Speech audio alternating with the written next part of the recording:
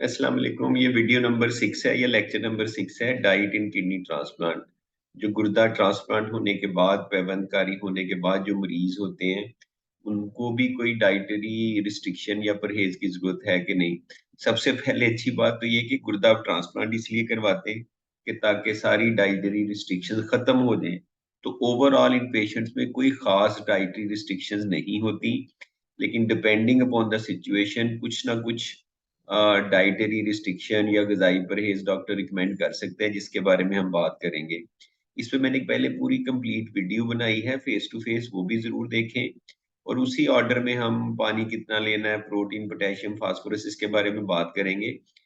इसमें dietary restriction से ज़्यादा जो है ना सेफ हैंडलिंग बड़ी इम्पोर्टेंट है, कि फूड आपकी हाइजीनिकली ठीक हो, साफ-सुथरी हो।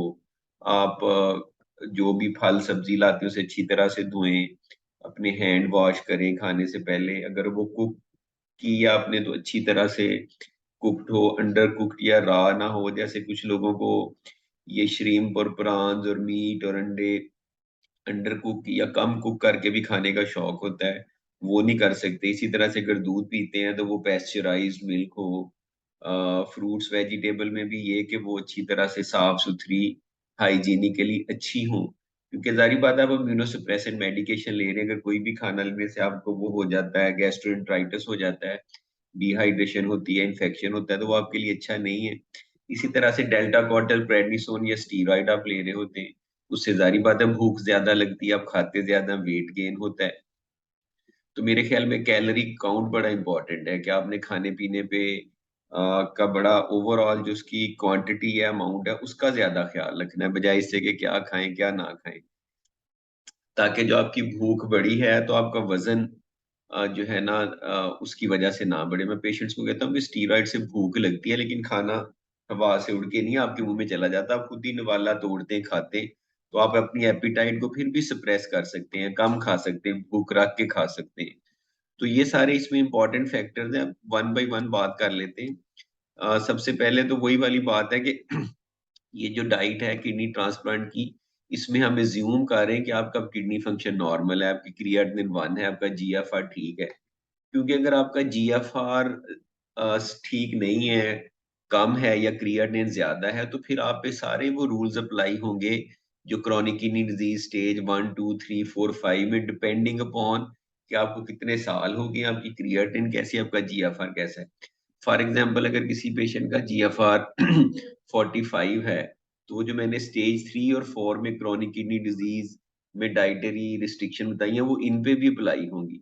लेकिन इस वीडियो में हम ये अज़्यूम कर रहे हैं कि आपका ट्रांसप्लांट हुआ, आपके गुर्दे 100% काम कर रहे हैं, तो आपका जीएफआर नॉर्मल है, क्रिएटिनिन ठीक है।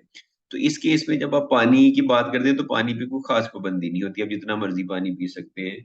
अगर किसी वजह से जैसे मैंने पहले कहा डॉक्टर ने मना किया कम पीने का, या आपका सोडियम कम है या कोई और इश्यू है, वरना मोस्ट ऑफ द पेशेंट में इनिशियली तो बल्कि हम ज़्यादा रिकमेंड करते हैं कि ज़्यादा पानी पिएँ, ताकि यूरिन का फ्लो वगैरह बने। हॉस्पिटल में तो काफ़ी ज़्यादा हम आईवी फ्लूइड देते हैं, 10-10, 15-15, 20-20 लीटर जितना-जितना यूरिन बनाता है। उसके बाद भी हम कहते हैं कि थोड़ा ज़्यादा साइड पे लें, लेकिन ऐसा पाबंदी कोई नहीं होती। आपको जितनी प्यास लगे आप उतना पी सकते हैं। दूसरा आ जाता है सॉल्ट। सॉल्ट रिस्ट्रिक्शन होती है, नमक आप कम लेते हैं ताकि आपका ब्लड प्रेशर ना बढ़े, फ्लूइड गेन ना हो। ब्लड प्रेशर ज़रूरी नहीं ट्रांसप्लांट के बाद ठीक हो जाए, लोगों को ब्लड प्रेशर फिर भी रहता है। वो 1, 2 या 3 ब्लड प्रेशर की दवाइयों पे हो सकते हैं, कुछ नहीं भी हो सकते।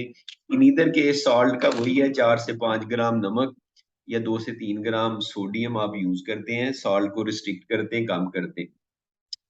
प्रोटीन की बात कर लें, अब चूँकि ट्रांसप्लांट हो गया, गुर्दे नॉर्मल काम कर रहे हैं, तो अब नॉर्मल प्रोटीन ले सकते हैं, इसमें कोई लिमिट नहीं है। 1 से 1.5 ग्राम पर केजी बॉडी वेट तक। इसका मतलब है चिकन, गोश्त, दालें, अंडे, सारा कुछ आप खा सकते हैं। अगर किसी वजह से को मना किया गया है डॉक्टर ने, मैंने कई दफ़ा कहा है कि अगर आपका डॉक्टर या नेफ्रोलॉजिस्ट कुछ आपको डिफरेंट बताता है, तो उसकी वजह पूछें और उसकी बात मानें, क्योंकि हो सकता है आपके केस में कोई चीज़ डिफरेंट हो। पीछे आ जाते हैं कार्बोहाइड्रेट, जिसमें ब्रेड आ जाती है, रोटी आ जाती है, चावल आ जाते हैं। तो मैंने जैसे कि बताया कि आप कैलोरीज़ को अपनी काउंट करें, कम खाएँ ताकि आपका वेट ना बढ़े। अगर आपका वेट ज़्यादा है या शुगर है, तो कार्बोहाइड्रेट आप थोड़ा-सा रिस्ट्रिक्ट करेंगे, रिफाइंड शुगर वगैरह नहीं लेंगे। ट्रांसप्लांट के बाद हाई फाइबर डाइट का बड़ा रोल है, क्योंकि अगर आप हाई फाइबर डाइट लेते हैं तो आपको कॉन्स्टिपेशन वगैरह नहीं होगी, स्ट्रेन नहीं करना पड़ेगा, उससे आप कई इश्यूज से बच जाते हैं। आगे आ जाती है फैट, चिकनाई, कोलेस्ट्रॉल, फैट कंटेनिंग डाइट, तेल, घी, सारा कुछ। इसको भी आप लिमिट करते हैं ताकि आपका वजन ना बढ़े, क्योंकि आप स्टीरॉइड्स पे होते हैं। इसमें पहले भी मैंने बताया कि अनसैचुरेटेड फैट्स अच्छे हैं, जैसे ऑयल सारे अच्छे हैं घी की निस्बत। फ्रूट्स वेजिटेबल में कोई खास रिस्ट्रिक्शन या पाबंदी नहीं है, क्योंकि मैंने बताया था इनमें पाबंदियां पोटेशियम और फास्फोरस की वजह से होती है। क्योंकि आपके गुर्दे नॉर्मल काम कर रहे हैं तो वी एज्यूम कि आपका पोटेशियम या फास्फोरस भी नॉर्मल है। हाँ, अगर आपका पोटेशियम 5 से ज्यादा है, फास्फोरस अभी भी ज्यादा है, तो फिर कुछ डाइट रिस्ट्रिक्ट हो सकती हैं। लेकिन यूजुअली वो नॉर्मल होना चाहिए और आपको पाबंदी नहीं होनी चाहिए। सिर्फ दो फल ऐसे हैं जिनमें एक ग्रेप फ्रूट है और दूसरा अनार है। इनकी पाबंदी होती है, क्योंकि यूजुअली ट्रांसप्लांट की दो मेडिसिन होती हैं, या साइक्लोस्पोरन आप ले रहे होते हैं या प्रोग्राफ या टेक्रोलमस ले रहे होते हैं। ये जो दवाइयां हैं इनका इनके साथ इंटरेक्शन होता है इन फलों, तो इन इन फलों को खाना और इनका जूस पीना सिर्फ आपको मना होता है। इसके अलावा अब ग्रेप फ्रूट के साथ कुछ लोग पूछते हैं जी माल्टा किन्नू ये भी खा सकते हैं कि नहीं, वो जरूर खा सकते हैं, सिर्फ ग्रेप फ्रूट मना है। तो फलों में अगर आपका पोटेशियम फास्फोरस ठीक है तो फलों सब्जियों में इन दो फलों के अलावा कोई पाबंदी नहीं होती। अ, अगर आपका फास्फोरस या पोटेशियम ज्यादा है तो फिर डिपेंडिंग अपॉन कितना ज्यादा है, या अगर किसी का ट्रांसप्लांट के 10 साल हो गए उसका जीएफआर कम है, पोटेशियम रिटेन होता है, उसमें पाबंदी हो सकती है। कैल्शियम कंटेनिंग फूड्स में कोई पाबंदी नहीं होती, आप डेयरी प्रोडक्ट्स ले सकते हैं। डेयरी प्रोडक्ट्स में कैल्शियम भी होता है, फास्फोरस भी होता है, अगर फास्फोरस ज्यादा है तो उसकी रिस्ट्रिक्शन हो सकती है। लेकिन अदरवाइज ट्रांसप्लांट के बाद कोई खास उसकी पाबंदी या रिस्ट्रिक्शन नहीं होती। तो इसी टॉपिक पे जो दूसरी वीडियो है काइंडली वो भी देखें ट्रांसप्लांट पे, तो दोनों को एक दूसरे को सप्लीमेंट करेंगी, ताकि जितने भी ट्रांसप्लांट पेशेंट है उनका जो है ना वो ठीक हो जाए, उनकी अंडरस्टैंडिंग ठीक हो जाए। नेक्स्ट वीडियो फिर हम किडनी स्टोन डाइट पे करेंगे या प्रिवेंशन ऑफ किडनी डिजीज पे वीडियो बनाएंगे। तो this was all about diet in kidney transplantation. Thank you, खुदा हाफिज।